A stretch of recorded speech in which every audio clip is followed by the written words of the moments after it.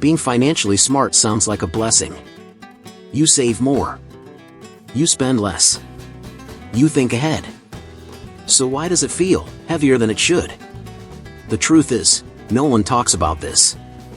There's a side of being good with money that doesn't look like success. It looks like hesitation, overthinking, saying no when everyone else says yes. And the worst part? Most people won't understand it, because from the outside, you're doing everything right. But what if the same mindset that protects your money is also quietly holding your life back? You start noticing it in the smallest moments. You say no to a night out, skip that impulse buy, and suddenly it feels like you're the odd one out. While everyone's spending like there's no tomorrow, you're thinking about personal finance, money habits, and long-term moves. It's like being the only one playing chess while everyone else is playing checkers. And yeah, that kind of awareness, it can feel isolating real quick. Think about Peter Parker in Spider-Man. He's got responsibilities no one else fully understands, and it separates him from his friends. That's you when you start applying real financial education and financial psychology in your life.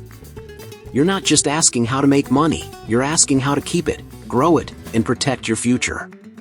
That level of thinking changes your circle whether you like it or not. So here's the move. You don't need a huge circle, you need the right one. Find just one or two people who respect discipline over consumption. Maybe it's someone who tracks expenses, invests in stocks like Apple or ETFs like VOO, or someone who actually talks about finance tips instead of flexing purchases. Even one solid connection like that can shift your entire money mindset and make you feel less alone in the process. And here's the part most people miss. If you don't fix this feeling of isolation, it quietly pushes you back into old habits just to fit in. That's where things start to slip without you even realizing it. But what's even more dangerous is what happens next, when you're alone with your decisions and start questioning every single dollar you spend. Now you're sitting there, staring at a $20 decision like it's a $20,000 investment. Should you buy it? Save it? Invest it? You run the numbers, think about your personal finance goals, your money habits, your long-term plans, and suddenly, something simple feels heavy. That's the downside of strong financial education. Your brain doesn't turn off anymore. And yeah, it can slow you down more than you think. It's like Bruce Wayne in The Dark Knight. He doesn't just act, he calculates, analyzes, plans 10 steps ahead. That's powerful, but even he knows hesitation can cost him the moment. Same thing with you. When you overthink every dollar, you burn mental energy on decisions that shouldn't even matter that much. Not every choice needs to be optimized like it's your retirement plan. So here's a rule that works in real life. Set a weekly good enough threshold. For example, any purchase under $50? Decide in under 60 seconds. No deep analysis. No spiraling. You already have the financial psychology and money mindset. You don't need to prove it every time. Save your energy for bigger moves like investing, building income streams, or learning how to make money in smarter ways. Because if you don't control this, overthinking turns into something worse, hesitation. And hesitation? That's how opportunities pass you by quietly.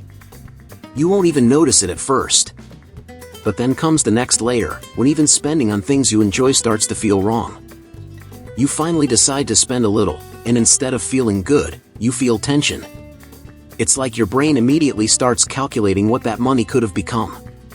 You think about investing it, saving it, optimizing it.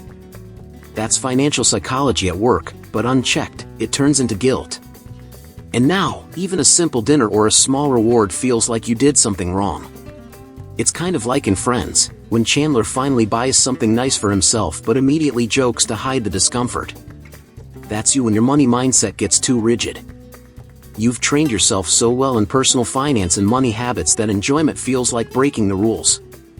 But here's the truth most finance tips won't tell you: if money can't be enjoyed, your system isn't sustainable. So here's a practical fix: create a guilt-free spending rule. Set aside, say, 5 to 10% of your weekly income strictly for enjoyment. If you make $800 a week, that's $40 to $80 that you must spend, no saving, no investing.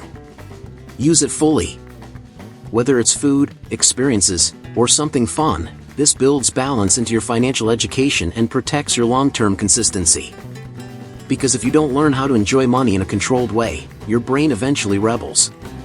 And when it does, it won't be a small purchase, it'll be a big, emotional one that breaks your system. But there's something even more draining happening under the surface, something that keeps your mind constantly on edge without you realizing why. You walk into situations and instantly spot what could go wrong. Bad investments, overpriced deals, subscriptions quietly draining money, it all jumps out at you. While others move carefree, you're running scenarios in your head, thinking about personal finance, risk management, and protecting your money habits. It's a strength, no doubt, but it can start to feel exhausting real fast. It's like Michael Scofield in Prison Break. He sees every detail, every flaw, every possible outcome before anyone else does. That's why he survives, but it also puts constant pressure on his mind. Same with you. Your financial education and financial psychology make you hyper-aware, but if you're not careful, you start carrying stress that isn't even yours to carry. So here's how you take control back, narrow your focus to what actually impacts your next 30 days.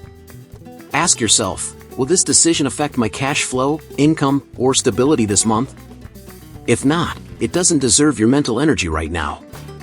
Keep your attention on your core systems, tracking expenses, growing income, maybe investing consistently in something like the S&P 500 through ETFs like VTI. That's where real progress happens. Because if you keep trying to manage every possible risk, you'll drain yourself before you even get to enjoy the rewards. And here's where it gets deeper. When you're the one who sees everything clearly, people start expecting you to always get it right. That pressure? It builds quietly, and it leads to the next struggle you probably haven't fully faced yet.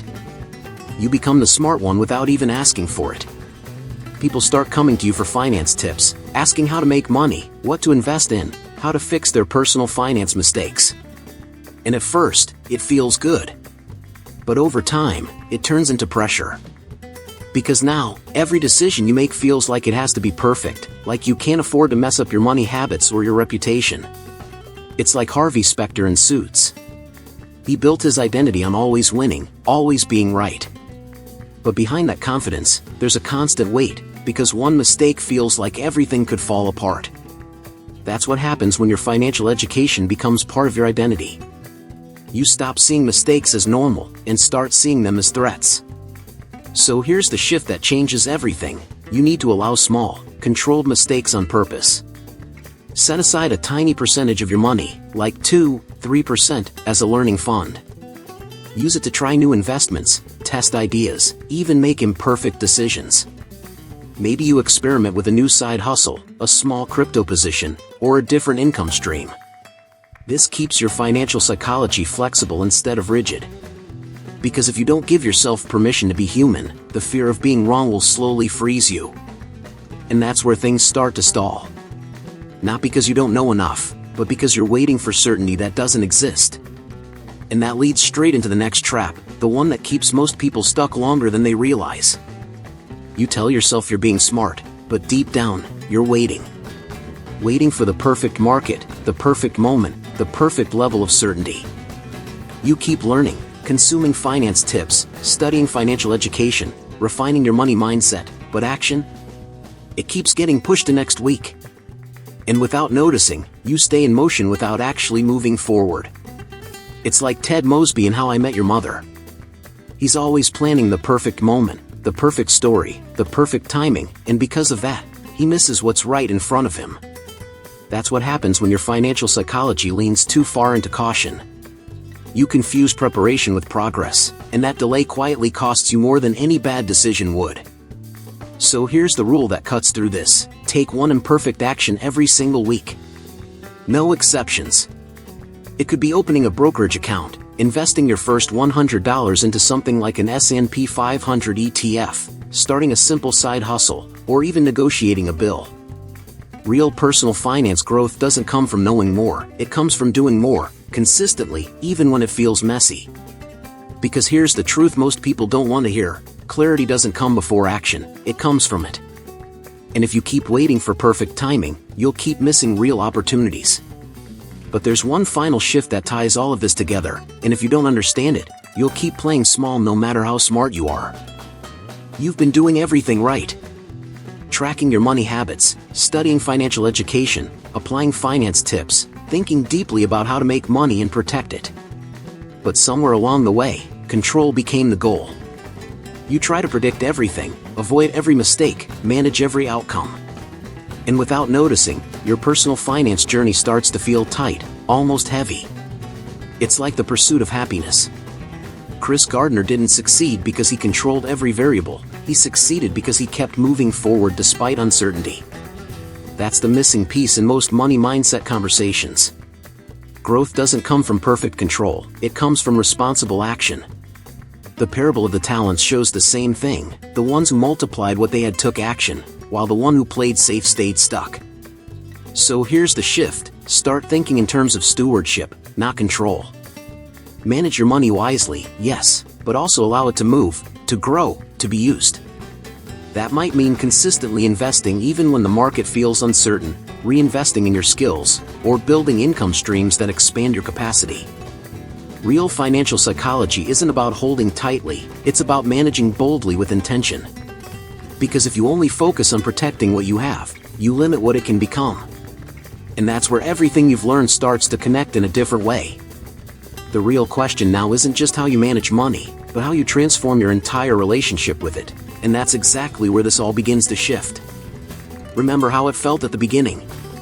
Like you were doing everything right with your personal finance, following all the finance tips, building solid money habits, but still feeling pressure, doubt, and even isolation. Now you see it clearly, this wasn't a lack of discipline. It was financial psychology working behind the scenes. And now, you're not just reacting anymore, you're aware, and that changes the game. So let me ask you something real quick. Which of these patterns have been quietly controlling your decisions? Is it overthinking every dollar? Feeling guilty when you spend? Or waiting for the perfect moment that never comes? Drop a comment, own it.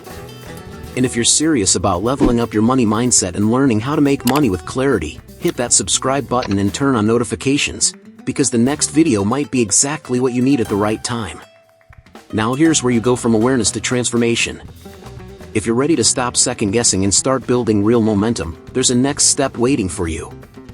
The Material Holistic Health, Nourish Your Mind, Balance Your Finances, Transform Your Life shows you exactly how to create consistent income streams, eliminate debt step by step, and stay mentally strong even when money pressure hits. This isn't theory, it's a practical system you can apply immediately. Click the link in the pinned comment now and start transforming your finances today. It's your time. Check out the material in the pinned comment and take control of your future with confidence.